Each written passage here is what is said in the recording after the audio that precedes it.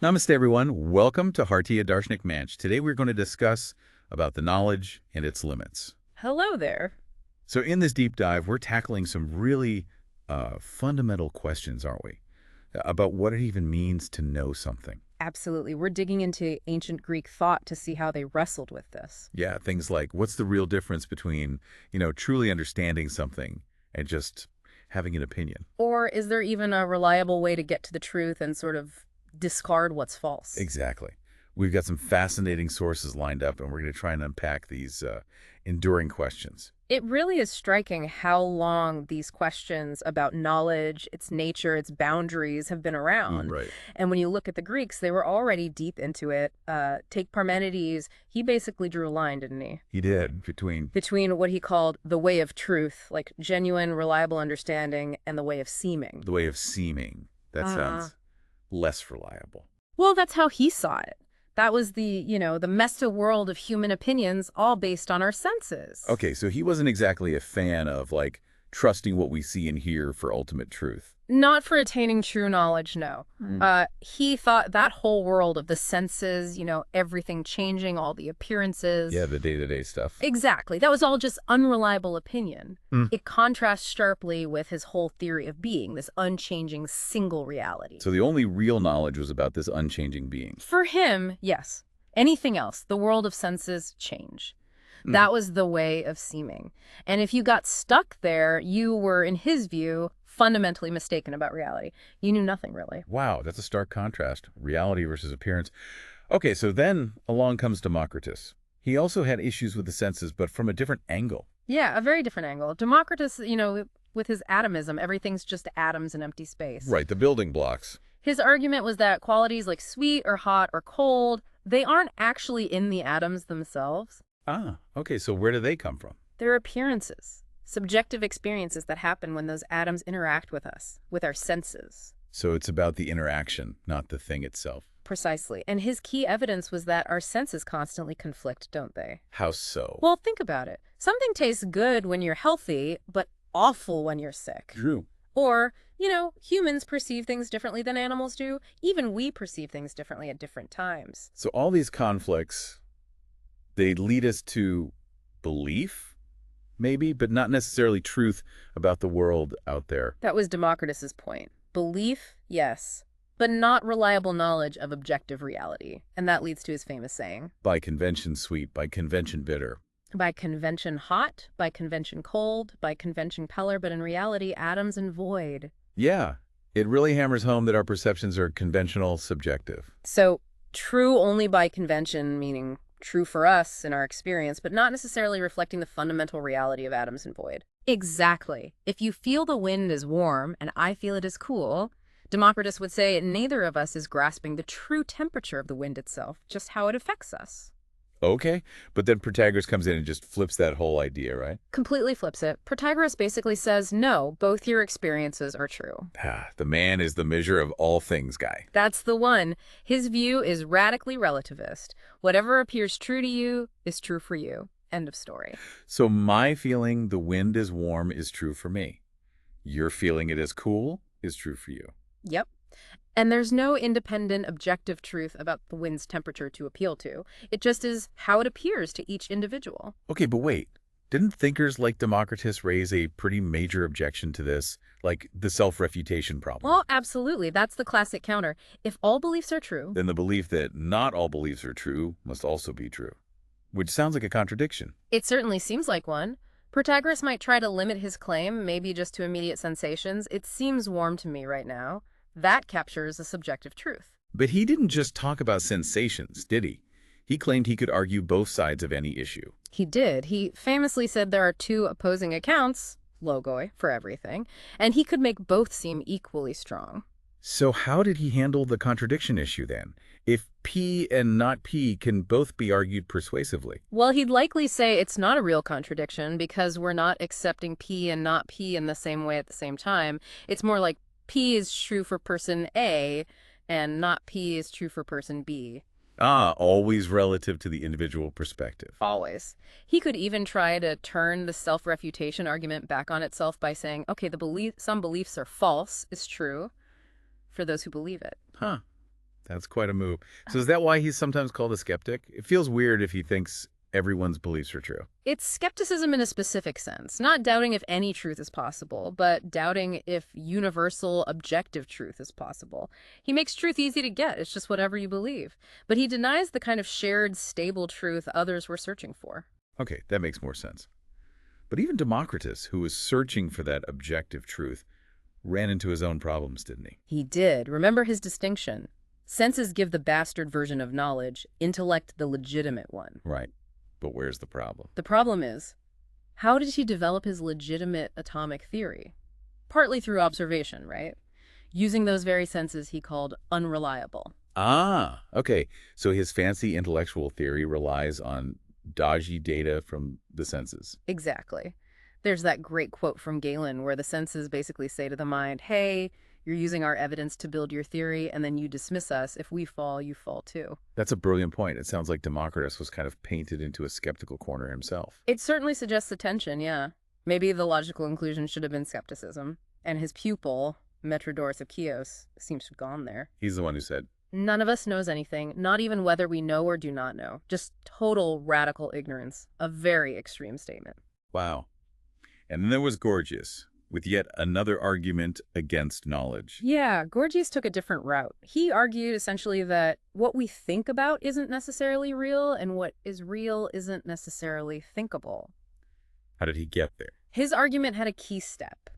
He claimed if any object of thought were real, just as we think it, then all objects of thought would have to be real. Wait, that sounds off.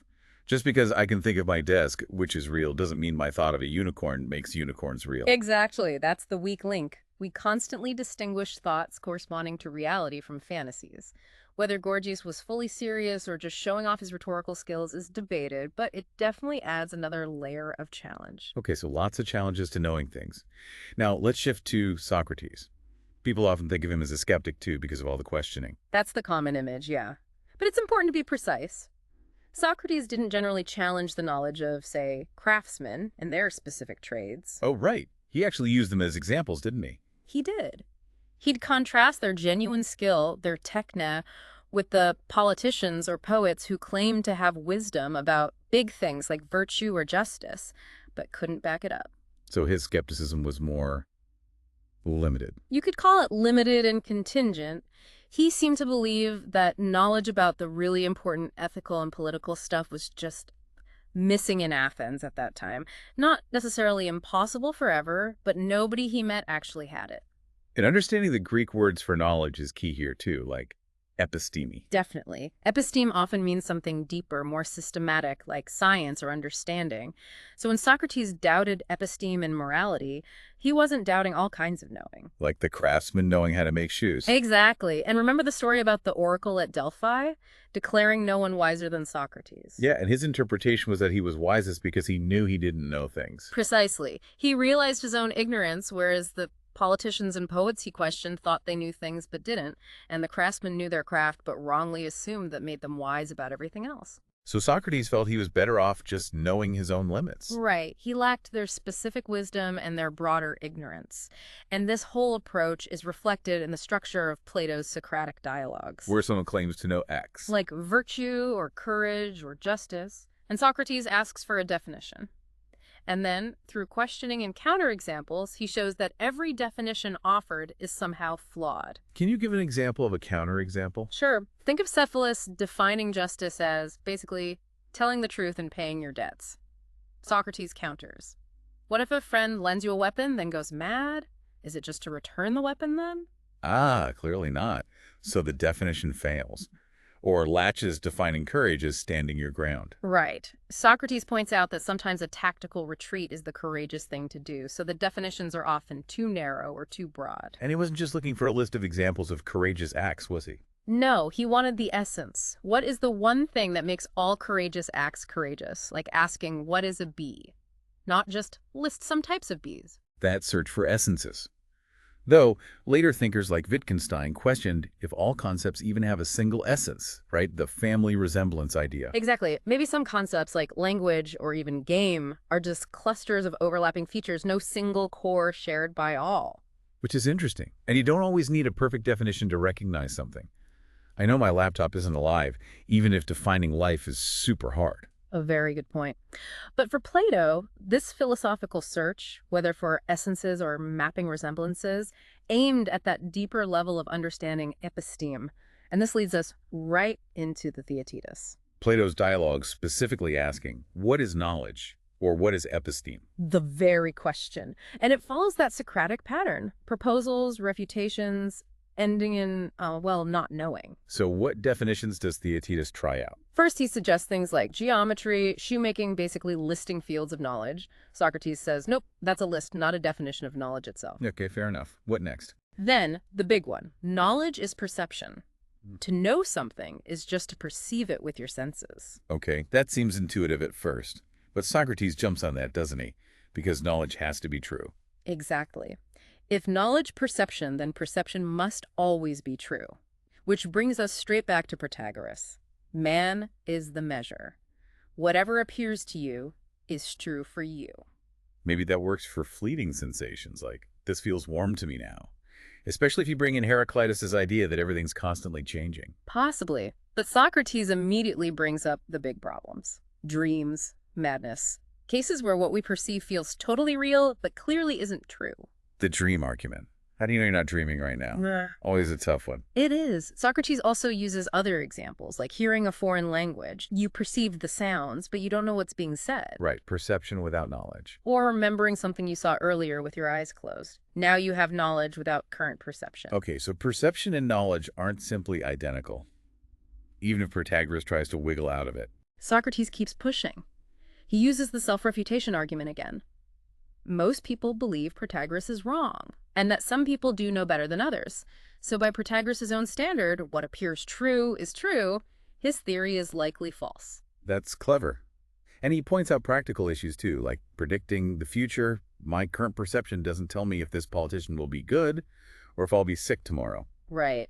But the killer argument perhaps is about judgments across senses. How do we judge that, say, colors are different from sounds? Not with eyes alone or ears alone. Exactly. There's no single sense organ for sameness or difference.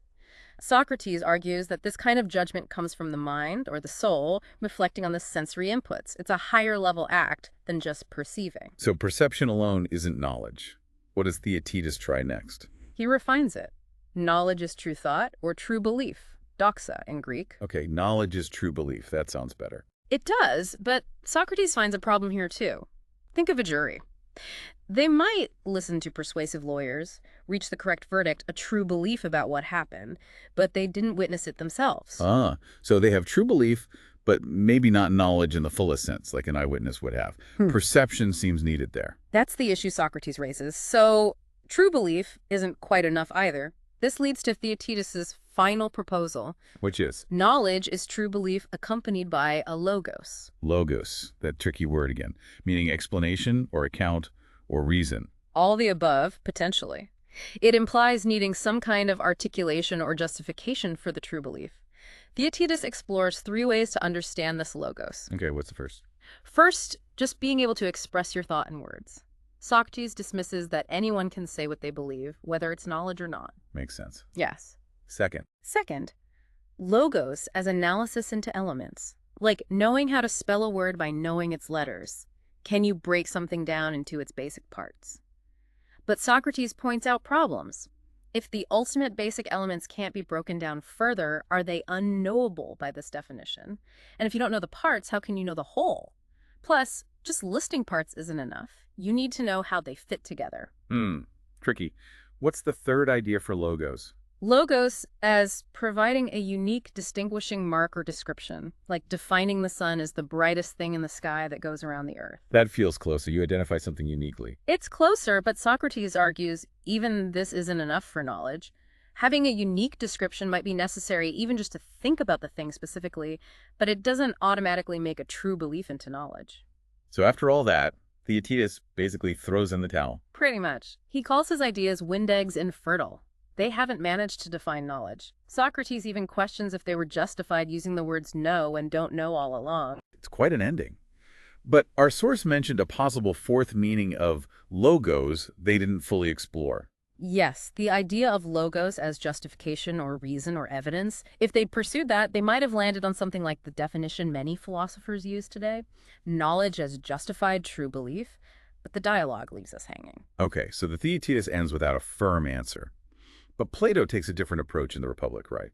Bringing in his theory of forms. Exactly. The Republic has a very different feel because the theory of forms or ideas is central. But one core idea connects them. Knowledge must be true, and it must be of what truly is. And in the Republic, what truly is ultimately are the forms. That's Plato's view there. Only the forms, like the form of beauty, the form of justice, have that ultimate unchanging reality. Things in our world, the sensible things, only participate in these forms imperfectly and temporarily. A flower is beautiful for a while, but the form of beauty is eternally beautiful. So if knowledge is of what truly is, then real knowledge, episteme or gnosis, must be of the forms. That's the conclusion in the Republic. He contrasts the philosopher, the lover of truth who seeks the forms, with lovers of sights and sounds who are stuck in the world of appearances, dealing only with doxa belief or opinion. Okay, so doxa for the changing sensible world, gnosis for the unchanging forms. Right. He even sets up a hierarchy. What utterly is, the forms, corresponds to knowledge, gnosis. What partly is and partly is not, the sensible world, corresponds to belief, doxa. And what utterly is not nothing is just unknowable. So the focus shifts from the knower's mind, Theaetetus, to the objects of knowledge, Republic. Very much so. Knowledge and belief are seen almost as different powers, defined by what they are directed towards. And he subdivides these further, doxa and gnosis. He does. Doxa, belief, splits into eikasia, imagination, dealing with shadows, reflections, the least real things, and pistis, conviction or belief proper, dealing with actual physical objects and living things. And gnosis knowledge. That also splits. There's dianoia, understanding, which is typical of mathematicians. They deal with abstract objects like perfect geometrical shapes, but they still start from unexamined assumptions or hypotheses. And the highest level. That's noesis, intellect or reason, the philosopher's domain. This involves a direct grasp of the forms themselves, achieved through dialectic. Dialectic. How does that work differently from mathematical reasoning? Plato says mathematicians start with hypotheses and deduce conclusions. Philosophers using dialectic question those hypotheses, using them as stepping stones to ascend to a first unhypothetical principle, the form of the good. The form of the good. That sounds ultimate. It is. It's the source of all reality and intelligibility. Dialectic then allows you to descend back down, understanding everything in light of this ultimate principle. It's about unhypothesizing, either discarding assumptions or seeing how they're grounded in higher truths. Can we see this dialectic in action in the Republic? Well, the discussions about justice in Book 1, where Socrates refutes Cephalus, Polemarchus, Thrasymachus, that looks like the critical ascending part of dialectic, exposing flawed assumptions. Right, showing the initial definitions aren't adequate. And later, the whole process of understanding justice requires moving through these cognitive levels, from poets' imaginative ideas, eikasia, to conventional views in law courts, pistis, eventually aiming for that dialectical grasp, noesis, of the form of justice itself, illuminated by the good. But doesn't Socrates kind of trail off when he talks about the good? Like, it's almost beyond description. He does. He uses metaphors like the sun, but admits he can't give a full account. It's like he reaches the peak and gets shrouded in mist. This obscurity around the forms, especially the good, leaves a gap in the Republic's epistemology. So how do we grasp these forms then? Is it just dialectic? The Republic emphasizes dialectic, but other dialogues like the Phaedo and Ameno bring in the idea of recollection, that our souls knew the forms before birth, and learning is really just remembering. That's more metaphysical, though. Okay, so let's move on to Aristotle. Plato's student, but with his own distinct ideas. Definitely. Aristotle was hugely influenced by Plato, accepted the sense-intellect distinction, and critiqued those who conflated them. He revisited the whole Protagoras issue about sense reliability, too, clearly influenced by the Theaetetus.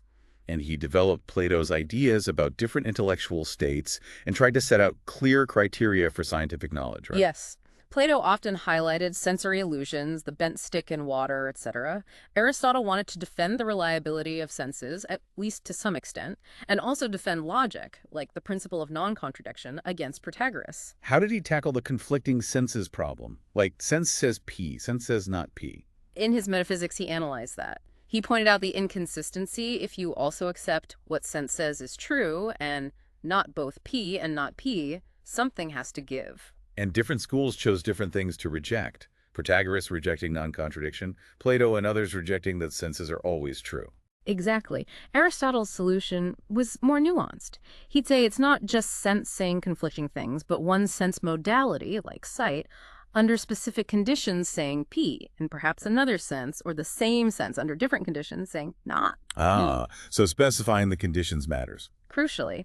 And he argued we can usually find reasons to trust one report over another. He rejected majority opinion as the judge and pointed out we all implicitly grade appearances we know dreams aren't reality. So what were his criteria for trustworthy senses? His key idea was the proper object of each sense. Sight's proper object is color, hearing's is sound, taste's is flavor. He argued that about its proper object, a sense is essentially infallible. Infallible, real. In a specific way. You can't be wrong that you are currently experiencing whiteness, for instance. You can be wrong about what the white thing is. Is it snow? Is it paper? But the raw sensation itself, that it is white, is incorrigible at that moment. Okay, that's a subtle but important distinction. So the senses are reliable for their basic data. Under optimal conditions, yes. And even when senses conflict, like the bent stick, Aristotle thought we could use rules like trusting closer sight over distant sight to resolve it. Corrections have to come from the same sense, operating under better conditions. So a middle ground between Protagoras, all appearances are true, and Plato. Distrust the senses, trust reason forms. Pretty much. Aristotle grounded knowledge firmly in sensory experience. He saw a progression. Sensation leads to memory, repeated memories build up experience, and from experience we abstract universal concepts, the basis for both practical skill, technique, and scientific knowledge, episteme. He really emphasized observation as the starting point for science. Absolutely. Experience provides the principles, he said. Astronomers start by looking at the sky, but science doesn't end there. It builds upon experience using reason, and he had his own classification of intellectual states or virtues. Right, the 5 intellectual arti or excellences in the ethics. Yes. Techne, skillcraft; episteme, scientific knowledge; phronesis, practical wisdom; Sophia, theoretical wisdom understanding; and nous, intuitive insight. Techne is about making things. Phronesis is about acting wisely in human affairs. What about the others? Episteme, Sophia, and nous are more theoretical. Sophia is the highest wisdom, combining nous and episteme, dealing with fundamental, unchanging truths. Nous is the insight that grasps the first principles, the unprovable starting points of science. And episteme is the science built from those principles. Exactly. In the posterior analytics, he defines episteme as knowing the cause or explanation of something, knowing why it must be so, based on principles that are true, primary, immediate, better known than, prior to, and explanatory of the conclusion. It's knowledge demonstrated through logical deduction, syllogisms, from these first principles grasped by nous. That sounds like a very rigorous, almost mathematical ideal for science. It is a very demanding ideal, and here's the rub. It's hard to find examples, even in Aristotle's own scientific works, that perfectly fit this demonstrative axiomatic structure. Really, even his biology or physics. They're full of brilliant observations and arguments, but rarely laid out as neat chains of syllogisms from self-evident first principles. It's led to endless debate about how to interpret his ideal versus his practice. Even later attempts, like Euclid's geometry or Frege's logicism, ran into difficulties making everything perfectly axiomatic. So the ideal of a perfectly demonstrated science is maybe elusive. It seems so, a powerful ideal, but perhaps harder to achieve in practice than Aristotle envisioned. Okay, shifting gears again. Hellenistic philosophy, Epicurus. Epistemology becomes even more central. He called it canonic. Yes, the canon or measuring rod for truth. For Epicurus, it was crucial for achieving peace of mind. He named 3 criteria of truth: sensations, aesthesis, concepts, prolepsius, and feelings, pathoposition and pain. And sensation was foundational. Absolutely foundational. And he made an even stronger claim than Aristotle about their infallibility.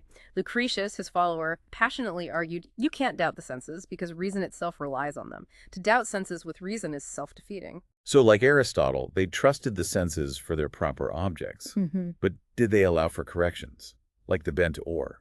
Here, they differed significantly from Aristotle. Epicureans insisted all sense impressions are true, equally reliable. There's no correcting one impression with another. So the round tower from afar and the square tower up close, Both perceptions are true. According to them, yes. They aren't perceptions of the same thing in exactly the same state. Using their atomistic theory, they'd say the stream of image films coming from the tower gets distorted over distance. So you're having two different but equally valid perceptions resulting from two different streams of atoms hitting your eyes. So the error isn't in the perception, but maybe in our belief that we're seeing the exact same unchanged thing. Precisely. The mistake is a distorted belief added onto the perception.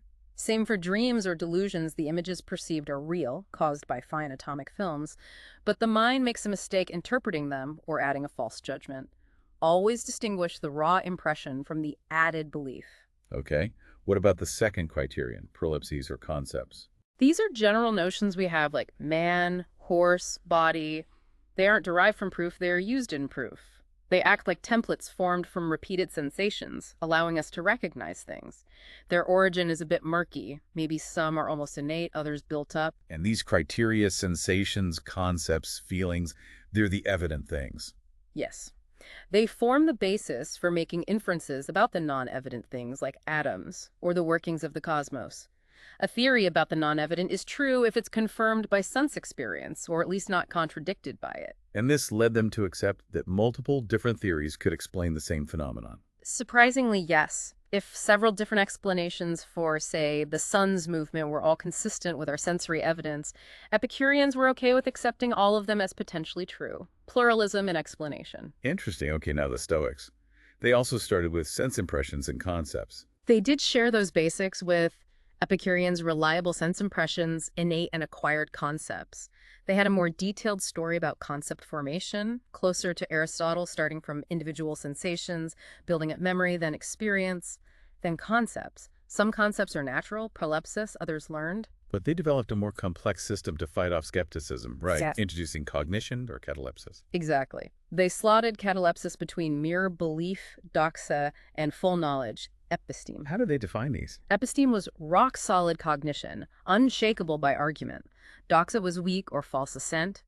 Catalepsis was assent to a special kind of impression, a cognitive appearance, phantasia cataleptique. A cognitive appearance. What made it special? It had to meet strict criteria.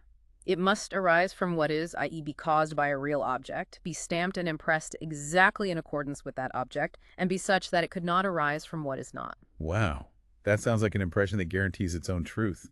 Almost like it hits you with such clarity and detail. That you can't possibly doubt it. Zeno, the founder, said the wise person only assents to these, having no mere beliefs. But the million-dollar question, how do you identify one? How do you know an impression meets those criteria? Is it just the feeling of certainty? That's the crucial difficulty the skeptics seized upon. The Stoics suggested it had a unique clarity in detail, like a perfect seal impression. Impressions of the insane wouldn't count, but they struggled to give a foolproof method for distinguishing a true cataleptic impression from a merely persuasive but false one, like the bent oar. Did they have other criteria, like reasonableness? Yes, they talked about reasonable impressions, eulogon, which a wise person might act upon provisionally, even if they could be false. But this further complicated how to identify the truly cognitive ones. It wasn't just about feeling persuaded. So they didn't have a clear answer for how to be sure. Not one that satisfied the critics, and this is where R.C. Solois from the Academy really challenged them. What was his challenge? He asked, couldn't there be a false impression that is absolutely indistinguishable from a true, supposedly cognitive one? Zeno had to concede that if such an impression existed, it wouldn't be cognitive. This forced them to add that crucial clause, and could not arise from what is not. But that just pushes the problem back, right? How do you know this specific impression couldn't possibly be false or arise from something else?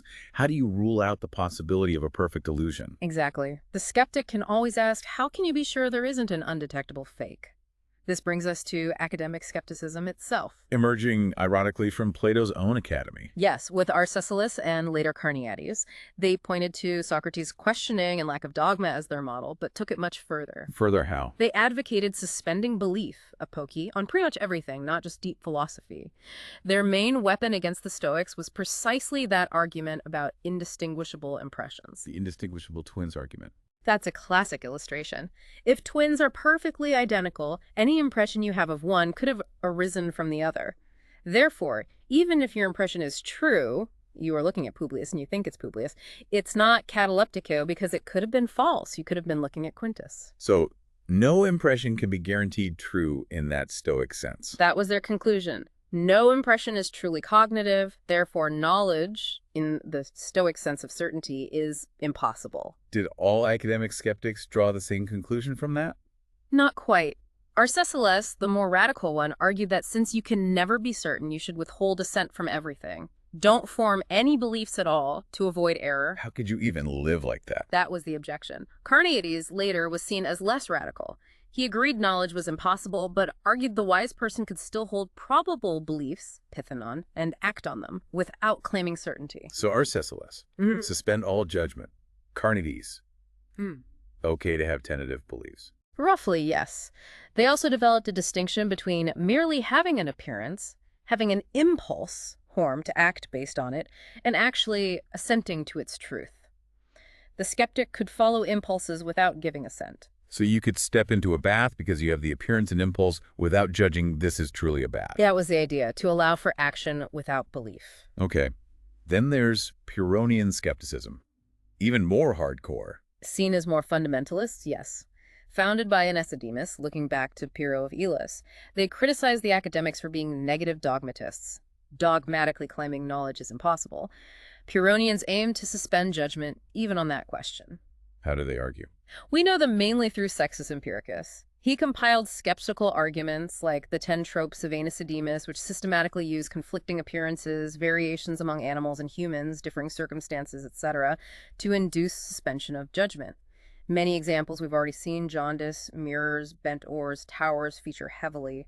So they use the same kinds of arguments, but aimed for total suspension, not just denying Stoic certainty. That was the claim. In practice, as our source notes, the difference might be subtle. Sextus's great value is preserving all this earlier skeptical material. He's really the end point of ancient skepticism. Okay, quite a tour. Looking back, what are the big takeaways from all this ancient wrestling with knowledge? Well, some core ideas really stuck. Knowledge has to be true. It needs some kind of support or justification, senses, reason. Claiming knowledge implies commitment. These became philosophical common sense. But our source also mentions a couple of persistent fallacies they fell into. Yes, related fallacies stemming from misunderstanding knowledge must be true. The first, the classical one up to Aristotle, confused necessarily if P is known, P is true, which is correct with if P is known, then P is necessarily true, which is wrong. So thinking that if you know something, the thing itself must be some kind of necessary eternal truth leading to things like forms or the ideal of science dealing only with necessities. Exactly. It pushes towards unchanging objects of knowledge.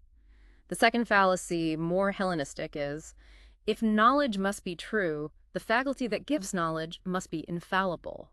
So looking for infallible senses, Epicurus, or infallible cognitive impressions, Stoics, because the source of knowledge must be error-proof. Right. It confuses. It's impossible that if F knows P, F has gone wrong, with if F knows P, then it was impossible for F to go wrong. Just because you got it right this time doesn't mean your faculty couldn't have gotten it wrong. Those are subtle but powerful logical distinctions, and these fallacies really shaped how they thought about knowledge. They had a huge, long-lasting impact, yes. So, to recap briefly, Parmenides' truth versus seeming, Democritus' atoms and conventions, Protagoras' relativism, Socrates' questioning, Plato's forms and dialogues, Aristotle's logic and empiricism, Epicurean senses, Stoic cognition, and the deep challenges from academic and Pyrrhonian skeptics. What a landscape. It really is. And what's amazing is how these fundamental questions about truth, belief, justification, the limits of our senses and reason are still so relevant. We're still grappling with them. Absolutely. Which brings us to a final thought for you, our listener. Considering these ancient debates, think about today. What do you see as the biggest hurdles or limitations to our knowledge now? Are we still facing the same core problems in telling truth from belief, navigating our fallible minds in this complex world? Something to ponder. Thank you for joining this deep dive into knowledge and its limits on Harthia Darshanik Manch.